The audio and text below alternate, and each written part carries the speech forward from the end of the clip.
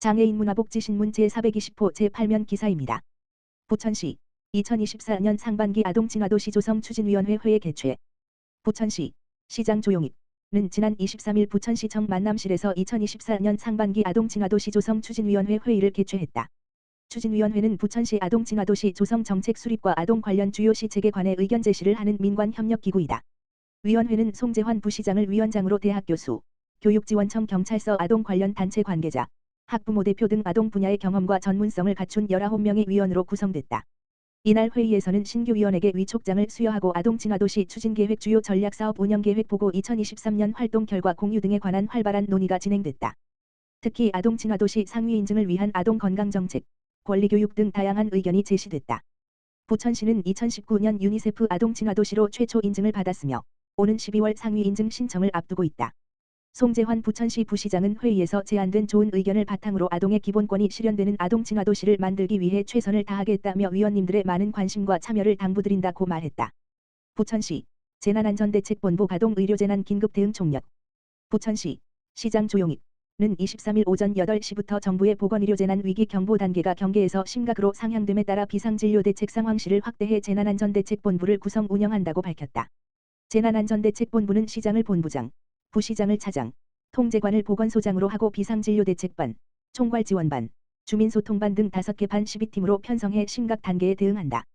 시는 이날 송재환 부천시 부시장 주재로 부천시 보건소, 안전담당관, 홍보담당관 등 유관부서와 긴급회의를 열고 의사집단행동 상황과 비상의료체계를 점검하고 향후 방안을 논의했다. 부천시는 현재 의료기관 현장 점검을 실시하고 긴급 부천시 지역응급의료협의체 회의를 개최해 유관기관 간 비상연락망 등 비상진료체계를 유지하고 있다. 또한 시민의 건강과 생명을 최우선으로 중증 환자 응급의료체계 유지 응급의료기관 20시간 응급실 운영 진료 공백 환자 불편 최소화에 집중하고 있다. 특히 경증 환자의 응급의료기관 쏠림 현상이 나타나지 않도록 야간 진료와 필수진료 과목 의료기관을 파악해 시민에게 안내하고 있다. 부천시 관내 보건소 3곳은 평일 오후 8시, 토요일 오후 1시까지 진료시간을 연장해 환자의 불편을 최소화한다. 송재환 부시장은 시민의 건강과 생명을 지키는 것이 본분인 만큼 상황을 빈틈없이 살피겠다며 의사 집단 행동으로 인한 의료 공백을 줄이고 시민 안전을 최우선할 수 있도록 의료 유관기관 협력하는 등 총력을 다하겠다고 밝혔다. 부천시 건강돌봄 어벤져스가 출동한다. 부천시 시장 조용익은 살던 곳에서 건강한 노후 생활을 지원하는 예방적 돌봄 시스템을 제공하기 위하여 통합건강돌봄센터를 운영하고 있다. 통합건강돌봄센터는 운영 중이던 예방간호 진료 연계 체계에 올해부터는 통합예방영역 서비스 고도화를 통해 대상자의 만족도를 높이고 있다.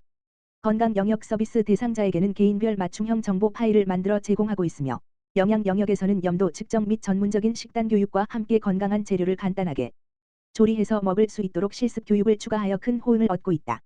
특히 운동 영역 서비스는 지속적인 실습 교육을 통해 대상자의 신체 가동 범위가 확대되어 거동이나 움직임이 불편했던 일상생활이 개선되는 가시적인 효과를 거두고 있다. 통합건강돌봄센터 건강서비스를 받는 한 어르신은 처음에는 어깨를 움직이는 것이 어려워 혼자 옷도 못 입었는데 선생님이 가르쳐준 운동을 하고 어깨와 팔꿈치가 올라가서 이제는 편하게 생활할 수 있어 가족들이 매우 기뻐한다고 감사 인사를 전했다. 조용익 부천시장은 앞으로도 어르신들이 살던 곳에서 효과적인 보건의료 통합서비스를 받을 수 있도록 최선을 다해 지원하겠다고 전했다. 시흥시 2024년 제1차 지역사회보장 대표협의체 회의 개최.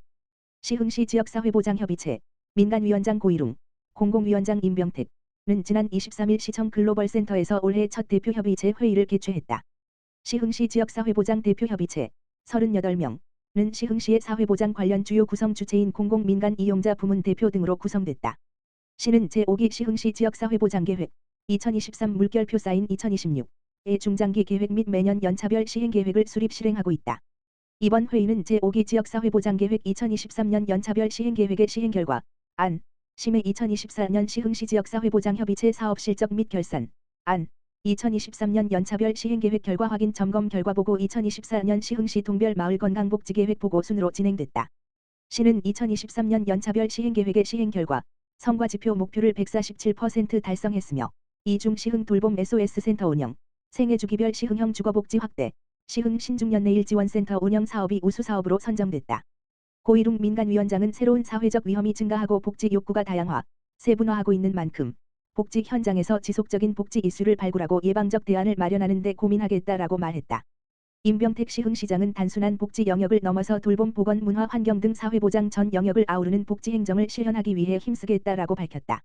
시흥시 정원2동 시흥돌봄 SOS센터 운영으로 돌봄 사각지대 해소. 시흥시 정원2동 행정복지센터 동장 이소영은 지난 1월부터 누구나 돌봄 시흥돌봄 SOS센터 운영을 통해 돌봄 사각지대 해소에 힘을 쏟고 있다. 누구나 돌봄은 주민에게 더 고른 삶의 기회를 제공하기 위해 나이 및 소득과 무관하게 돌봄이 필요한 주민 누구에게나 신속하게 맞춤형 돌봄 서비스를 제공하는 서비스다. 혼자 거동하거나 독립적인 일상생활 수행이 어려운 경우, 수발할 수 있는 가족이 부재하거나 수발할 수 없는 경우, 공적 돌봄 서비스를 이용하지 않거나 서비스 이용 중 불가피한 공백이 발생한 경우, 7대 단기 서비스, 생활 돌봄, 동행 돌봄, 주거 안전, 식사 지원, 일시보호, 재활 돌봄, 심리 상담, 와 6대 중장기 서비스, 안보 확인, 건강 지원, 돌봄 제도, 사례 관리, 긴급복지, 주거 편액로 지원받을 수 있다. 최근 정원2동 시흥돌봄 SOS센터는 수발할 수 있는 가족이 부재한 독거 어르신에게 동행돌봄과 생활돌봄 서비스를 연계했다. 또한 장기적인 돌봄 체계 마련을 위해 장기요양 등급 신청과 안보 확인 등 관련 서비스를 적극 지원할 예정이다. 이소영 정원2동장은 누구나 돌봄 서비스를 통해 돌봄 사각지대에 놓이는 주민이 없도록 촘촘한 복지 안전망을 구축해 나가겠다라고 말했다. 부천시 드림스타트 즐거운 겨울방학 농촌 체험활동 진행. 부천시 시장 조용익은 지난 22일 드림스타트 아동 65번지명을 대상으로 경기도 연천군 농장에서 겨울방학 체험활동 프로그램을 진행했다. 부천시 드림스타트는 사회보장 자격이 있는 아동의 건강한 성장과 공평한 출발 기회 보장을 위해 맞춤형 통합 서비스를 제공한다. 시는 올해 사례관리 아동 331번지명을 대상으로 4개 분야, 40여 개 복지 사업을 추진할 계획이다. 이번 행사는 겨울방학을 맞은 드림스타트 아동들에게 추운 겨울 움츠려 있던 몸을 풀고 또래와 어울리며 정서적 안정감 형성을 할 수 있도록 자연에서 농촌 체험활동으로 진행됐다. 이날 아동들은 농장에서 딸기 따기, 딸기 케이크 만들기, 쌀강정 만들기 등 다양한 체험을 함께했다. 특히 아동들이 제철 과일 딸기의 생육 과정을 직접 보고 수확한 딸기로 케이크를 직접 만드는 활동이 큰 호응을 얻었다. 체험 활동에 참여한 한 아동은 딸기를 이렇게 직접 따보는 것은 처음이라서 너무 신기하다며 맛있는 딸기도 먹고 케이크도 만들어서 즐거웠다고 소감을 전했다. 모영미 부천시 아동청소년과장은 겨울방학 체험 활동은 야외 활동이 적은 겨울철 아동들의 신체 활동 증진에 꼭 필요하다며 앞으로도 다양한 프로그램을 제공하여 아동들이 행복한 사회 구성원으로 성장할 수 있도록 최선을 다하겠다고 말했다. 한편 부천시 드림스타트는 이번 겨울방학 동안 겨울방학 스포츠 교실, 농구, 온라인 과학 교실 가족 영화 관람 설맞이 떡국 만들기 가족과 함께하는 실내 스포츠 교실 이용권 지원 등의 프로그램을 운영하고 있다.